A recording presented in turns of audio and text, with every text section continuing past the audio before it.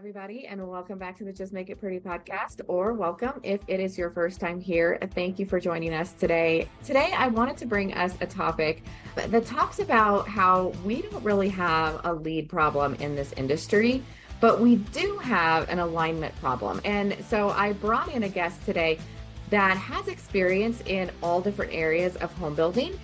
What we're going to talk about is about how buyers don't experience the buying journey in silos, but your teams do. And so with our sales teams, our marketing teams, our construction teams, our entire organization, if we're all telling different stories and there's a bunch of disconnects, what is that actually costing you as a builder? So we're going to break it all down. We're going to talk about alignment. We're going to talk about the customer experience and where things actually break. So if that sounds interesting to you, please stick around and let's get right into it. Welcome to the Just Make It Pretty podcast, the marketing and mindset show for home builders and beyond. I'm your host, Sarah Haynes, and around here we go beyond pretty pictures and we get honest about what's working, what's not, and what it really takes to build better brands, better experiences, and better teams. You'll find creative ideas, practical strategies, and conversations that actually matter. I'm so glad you're here. Now let's get started. All right, everybody. So without further ado, I want to introduce our guest today. I have Jeremiah Gore here, which I'm sure you all know. He is with Crossroads Training and Impact 88. So I am super excited to have you on today, Jeremiah. Thank you so much for joining us. Absolutely. Thanks for having me. We have talked a little bit before, and you have been in all aspects of this industry, which was super interesting for me to hear. So I would love if you would kind of share your background a little bit with our audience today. Absolutely. So coming out of graduate school, I landed with Toll Brothers, worked with Toll Brothers for 9 years in different roles. So sales and construction, managing either side of that or both of those. And then production building, operations manager. So still overseeing sales and construction, to a division president at one point, and then land development, land acquisition. So all the roles except for mortgage. There's too much math, thanks. But I think other than that, I've dabbled across all of it just because the goal was always a division president. Was successful there. We were so successful that we made ourselves attractive for a purchase. So someone came in and bought us out here in Texas, and then just danced back and forth between the sales and construction roles, which kind of leads me to what I do now, which is training both the construction side of our business and the sales side of our business. Your whole career sounds so interesting. And I think that's probably what led you to your role now. You have so much knowledge of all the different aspects of what home builders do. You're able to bring in some insights that other people don't have. So that's really exciting. Yeah, knowledge, and a lot of people tell you opinions, right? That's the other side of it. When I was younger, and sometimes I felt my opinion was a little too important, but now as a trainer, you take all of that experience and you learn these things from my first mentor, Tom Murray, to a book that you read last week, and you take all of those things together and you try to share those. And so that's where the opinionated side of me actually benefits. But yeah, there were probably stretches where people that I worked with were like, man, could you turn it down a little bit? Absolutely.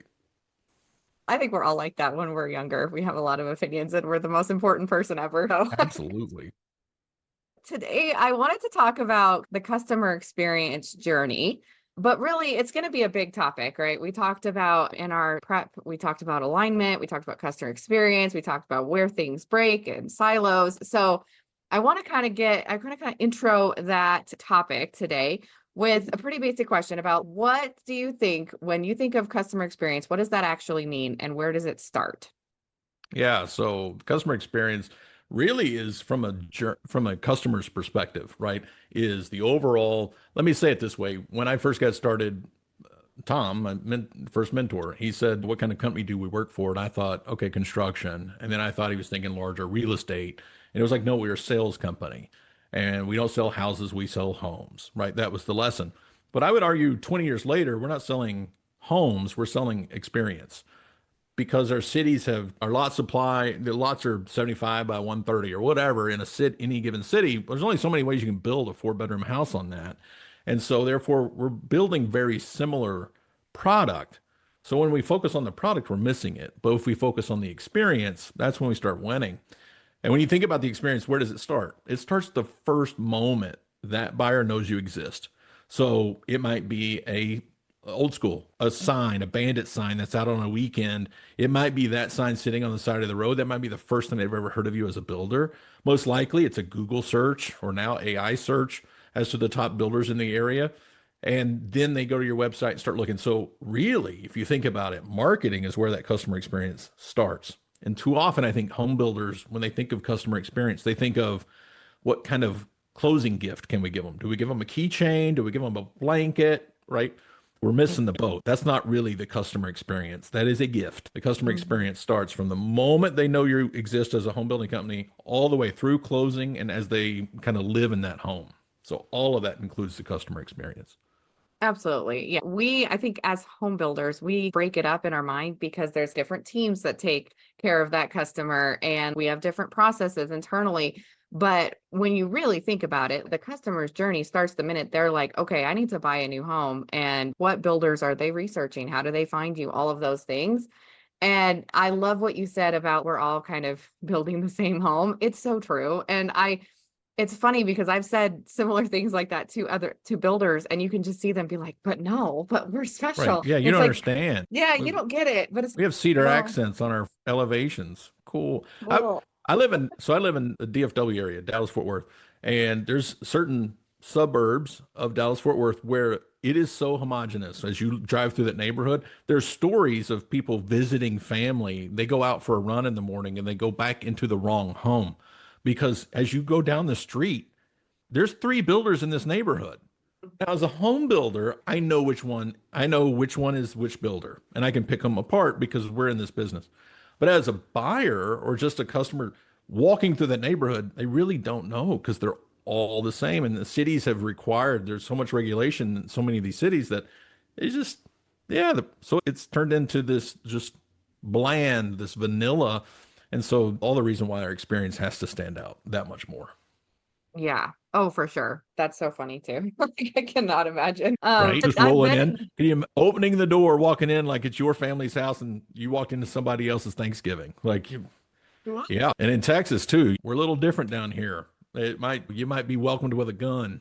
So yeah, it's not exactly a warm welcome. Sometimes you walk in the wrong home. Then again, somebody yeah, might invite you in and you might have a little Thanksgiving breakfast with them. You just never know. you never know. I might have new friends.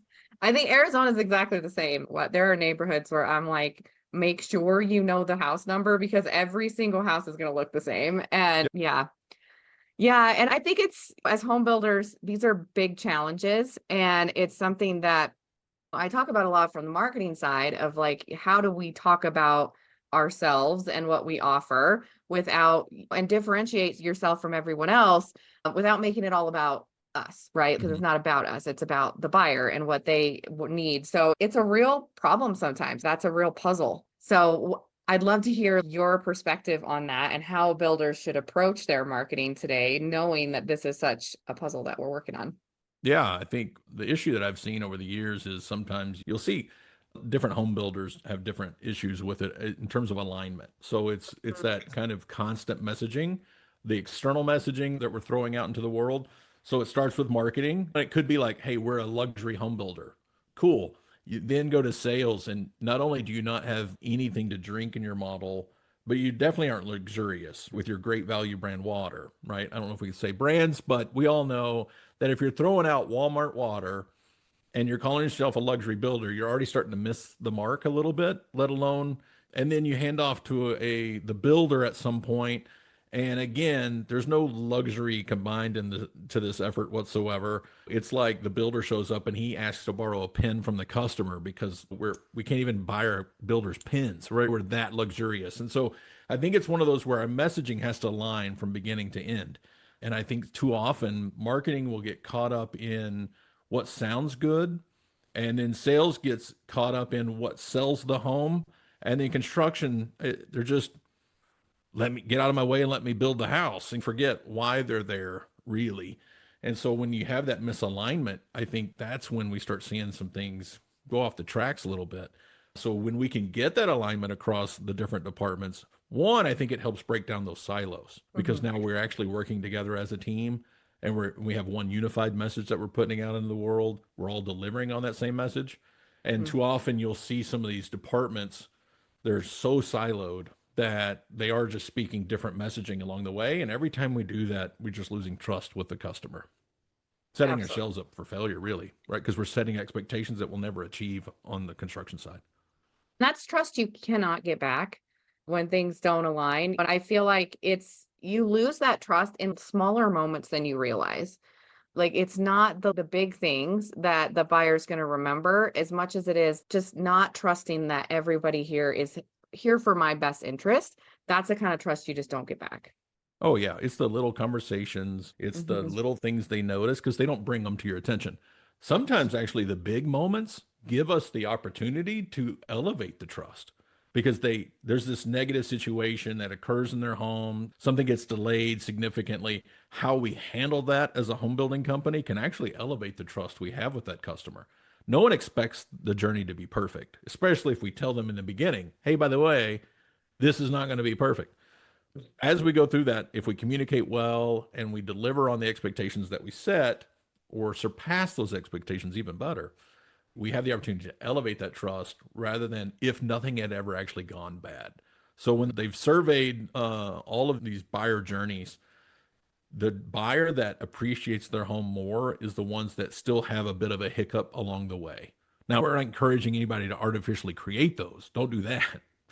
But when there is an issue with the home or a delay or whatever, and that home builder handles it well, they elevate the trust with that customer than if nothing ever bad happened. So you're right. It's not the big moments. The big moments actually have the chance to make it better.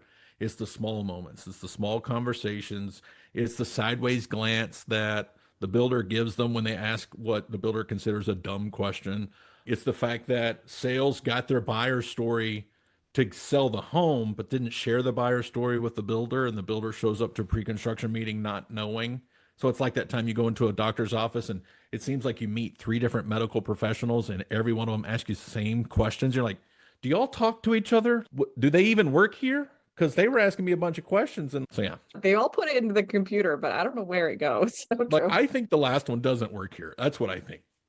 I think they just came in to see what they could get away with. That's what I think. Hope not. Yeah, it's so true. And I think as home builders, we're aware of some of the silos. I think we don't focus on all of them, though. I think the biggest silo is sales versus marketing and the whole blame game that we play there. That one shows up very often for us. But I think it's important as a builder to look at all of your different departments and look for silos, not just focusing on sales and marketing. Right. Although, in my opinion, I might be biased. I think the sales and marketing one is the biggest, but who knows?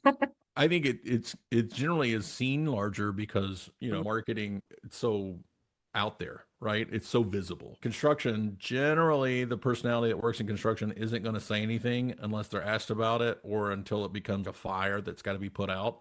They're just going to deal with it and they're just going to move on, so they're not really going to elevate it. Sales, obviously, they're generally more vocal, so they're going to kind of tell everybody what they need because the pressure is on them to get those sales every month. And if everything's not right, and a lot of the time they may not want to look inward, so they're going to start pointing fingers outward. And so when you start looking at that, you're right, there's a great opportunity for sales and marketing to point fingers at each other because it's okay, is it the traffic? Do we have qualified traffic or do we have qualified leads or do we have appointments, right? Add in the OSC to that. The online sales department, do they work for marketing? Do they work for sales? There's this weird bridge in here, the pressure on them to set the right appointments. But if you're not setting enough appointments, I think it's because every single department feels this pressure to perform. And rather than see them as a team working together with different roles, it's no marketing. You have this throughput that you got to have, right? Here's so many units of traffic. You got to have so many leads. And then the OSC sees you have so many leads, you got to set so many appointments. It's gotten so process driven. We kind of forgot that people are responsible for it. And we've forgotten that teams, like, when you have a sales event or a sales get together, are you inviting marketing and OSCs to be a part of that? Sometimes OSCs are considered part of the sales function, sometimes they're not. But are you inviting marketing to be a part of that? Because it's really a function, right? Marketing and sales have to work hand in hand. And sales has to be able to provide. Here's the legit traffic. I'm old school, right? We used to do visitor cards and we would track old school marketing with just simply asking a buyer. Now we can see some of that data digitally and where those footprints are, and we can see it more scientifically. But it still comes down to salespeople, if you're not providing accurate data on the people walking through your door, the marketing then can't react to it to adjust the spend. But on the flip side, sales is I'm going to put drive by, I'm going to put signs. And so therefore our ownership groups will still say billboards work and signs work because that's what our on-site sales team's saying is that signs are working. When you and I both know money spent on billboards generally is not money well spent. There are always exceptions, specific location with a down arrow, like right here is where we're at. There's some branding, general branding. Hey, we exist in the world and you want to throw some money at branding, knock your lights out. But for the most part, home builders and spending money on billboards, for the most part, doesn't work. And so you're like, we need marketing and sales working together on that task, not pointing fingers to see if we can get something better. Absolutely. Sorry. I'm a son of a Baptist preacher, so you can ask me one question and I'll answer. We'll spend this whole time on one question if you don't cut me off. So I'm sorry. That's okay. It's good. There's a lot to say about it. And I think there's also a lot of ways that we can break that down as a company. And I've seen a few builders do that really well. I wonder, have you seen companies do that well? And what did that look like? I think one, I think it goes back to the same thing we have to get with our customers. I think it goes back to trust. And one of those, probably the strongest teams I've seen do this. And I know there's a bunch out there that do this well, but that I was involved with back then, it was called Guillen Homes, and now it's called, I don't know what, right? It's been bought and been bought again. I think it's is it part of DRB Group now, or do you know? I Anyway, don't know. so yeah, but back then it was Guillen. And their marketing team was as good a marketing team as I've ever seen. They're rock solid. And they were able to build trust with the teams because they were so good at what they did. They saw it both analytically, being able to justify, hey, this is where we're spending money. This is why we're spending it here. And they were transparent about it with anybody that was interested. And then at the same time, so the analytical side was great. And then the visual side, right? Just make it pretty. That side of it was also phenomenal. And so when you had that from the sales floor, it was like we trust them because they're doing so great at the job. Same thing, Antares that became Lancy, that became Risewell, that became something else. That group, Carrie Davis at the time ran that group for them. And she was phenomenal because analytically she understood what the role was, but then visually they were also able to make it happen. Their realtor events were probably some of the best that I've ever seen because they focused on the details, but then they saw, okay, what would impact realtors being here? So I think it's when the marketing group engages with the sales team and doesn't just stand over here in a corner, and when the sales team in turns engages. So again, I think it's just breaking down those silos, but then finding opportunities to build trust. And sometimes that's because they're effective in the role that they're in. And sometimes that's because they see themselves as a cohesive unit and not a combative unit.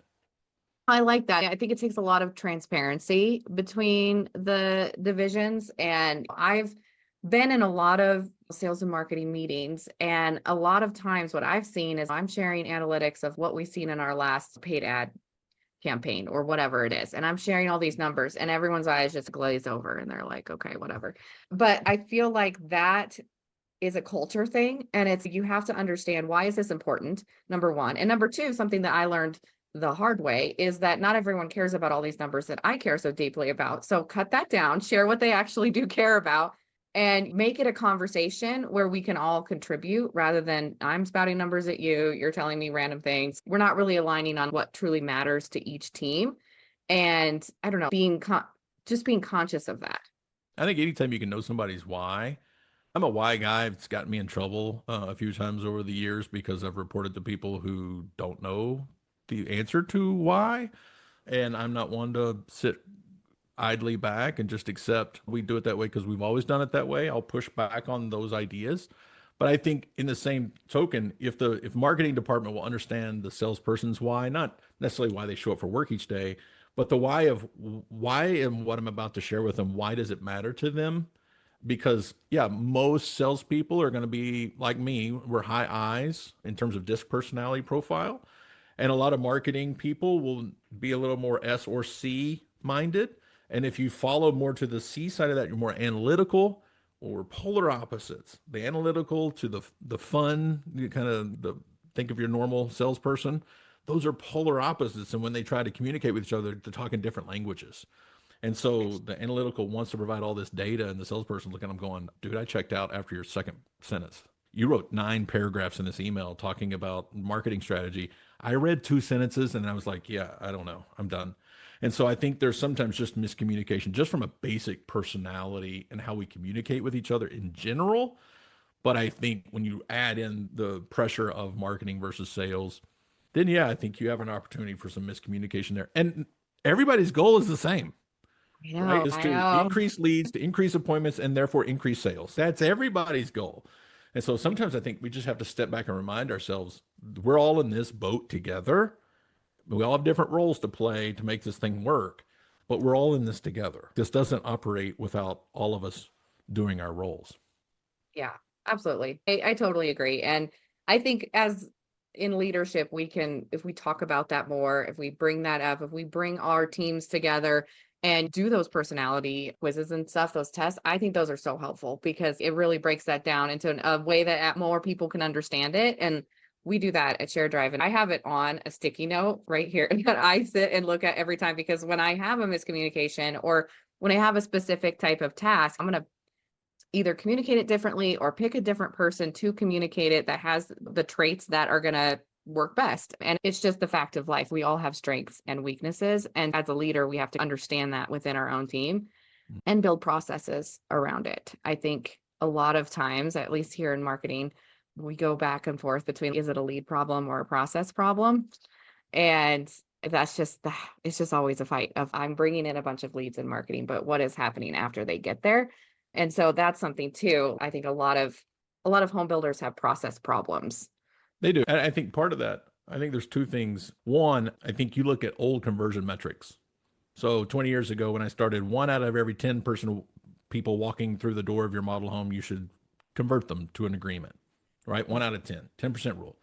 If you're still following that rule, you're behind, right? Because that buyer now has visited your website countless times. They know more about your floor plans and your lots and your community than your on-site might even know if they haven't been there long.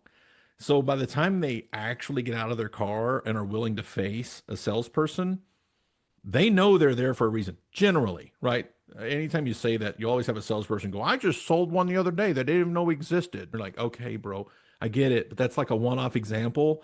In general, they have visited our website so many times. So that I think part of it is one, that old conversion metric is old. 2, what we see right now, salespeople generally, again, are not asking for the sale. And whether we're using AI tools that can now track those conversations, or you're old school and you do video shops, or you're even more old school and you just sit in the other room and listen to the live presentation and you hear them ask for the close, they're asking it in a way that's, hey, hey, Sarah, could you see yourself living in this community? And then you go, hey, did you ask for the close? They're like, yeah, I did. You're like, no, you didn't. You did not. You asked a preference question. You asked, could they see themselves living here? Not, are you ready to buy this home today?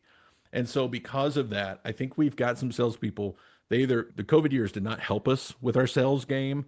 It really reinforced to a lot of people they were better at this job than they actually are. And so I think there's some people that don't actually have the skills to sell in this market because they either, one, aren't getting the buyer's story, or 2, they're not actually asking for the agreement.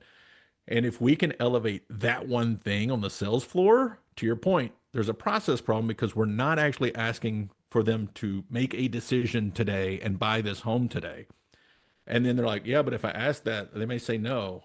Okay, yeah. And if they did, they'd probably give you an objection. And then you Mhm. would be able to either work through that objection or maybe realize you're not the builder for them, let them go down the street and work on the next one. I think we have a huge problem right now with a lot of salespeople pointing their finger at marketing saying, well, I need better leads or I need more leads, when the sales team just needs to convert the ones they have rather than go into chase more. But that's just me on my soapbox, that I don't think we're converting as well as we should be across the board. You're always going to have good closers. You're always going to have natural closers. But that skill of closing and that reinforcement that they need to do it every single time somebody's in front of them, even if they don't think they're going to buy from them. You could go out and I'd be at a model home and you'd be out there and go, I hate this. This is gross. I don't even like this. I would never buy a two-story, and I'm in a neighborhood that only sells two stories. I'm still going to ask you, but that's my personality. But I would still be like, so Sarah, obviously we've met none of your needs today, but are you ready to take this home off the market? Because I don't want to be out of the habit of asking every single buyer for the sale. And it's, we joke about it, but it's, you should commit to it regardless. Somebody says, we're just looking for decorating ideas. Okay, ask for the close before they leave, because odds are nobody's walking through your model home looking at decorating ideas. No offense to most builders that'll be listening to this. Your model homes aren't that great. Okay. They're just not. And you could do that on your website, right? There's pictures of the Yes, decorating. pure walkthroughs. And guess what? They'll get better decorators from Pinterest with AI now, right? When they walk in and they're like, I want this wine cellar underneath my island. You're like, bro, you're buying a $400,000 house. We're not building wine cellars underneath your island. Take that AI photo away. Yeah. No. It's interesting because I do think COVID, like you said, it didn't do wonders for us. It was like, it's hurting us now, I think. And now I think a lot of people want to say, oh, we're just in a hard market and leads are down. However, it doesn't, what are you comparing that to? And I feel, to me, I'm like, this is a normal market. We're just having to work again. And that's on both sides, on marketing and on sales side. Yeah, you got to put your big boy pants and get to work, because it's not the lay down market where people just walked in and said, do you have a home? I'll buy it. It's not that. It's not even into that kind of market where it's a pure seller's market where you're still in, I think we're in a normalized market now where we actually have to go to work. And the people that invest in themselves, or the companies that invest in their teams right now, are the ones that are winning. And we see it. The well trained teams are winning in these markets. And that's not to say well trained doesn't mean you spend a lot of money, because you can spend a lot of money and your team not be well trained, because it also requires your leadership to be fully on board and hold accountability to the training. Are they actually using what they're learning, or are they just kind of cool, I got it, and then they go back to what they've been doing all along? And look, I work with Impact 88 on sales framework and the sales system that Ryan Taft put together.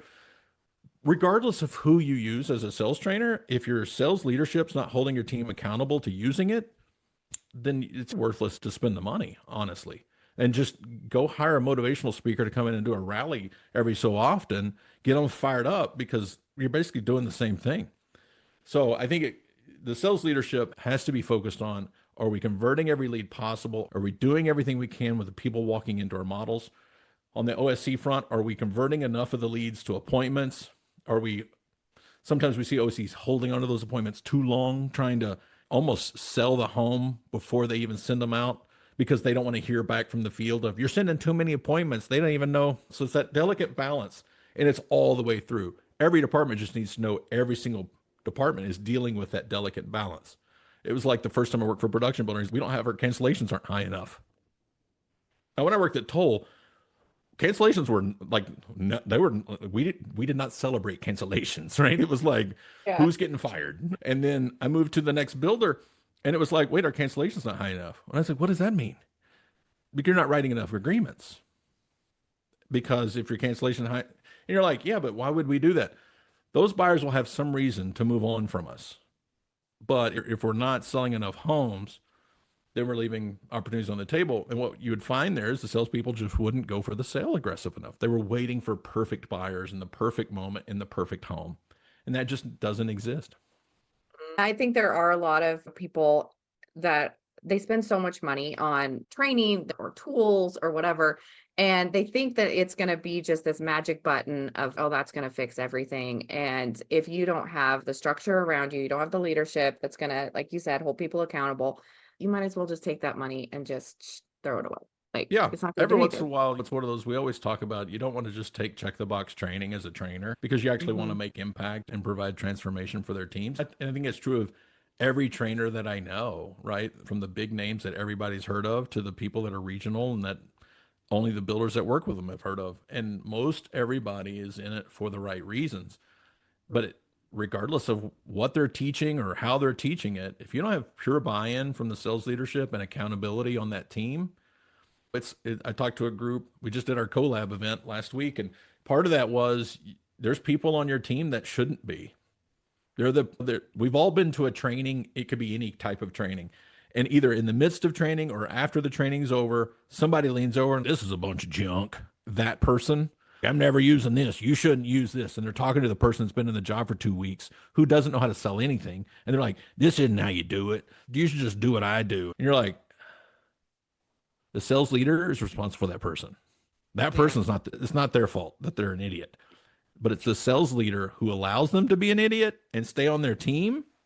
That's where sometimes I think our sales leadership is allowing some of that to happen rather than taking charge of it. And I know it's difficult because if I manage this person out and I've got to replace this person consistently sells 2 or 3 a month. Yeah, but they're 2 or 3 a month. It may be costing you 1 or 2 deals per person with the rest of the team. So yeah, there are 2 or 3 that they are consistent with. Maybe you may be losing 8 to 12 sales a month with the rest of your team because of what they bring energy wise to the rest of the room. So yeah, I think our leadership has to see this market for what it is, which not just our salespeople need to show up and do their job, but our sales leadership, which is probably the least trained. Same thing with construction leaders. It's, hey, you're really good at your job. Here, let's give you a completely different job and a cool title.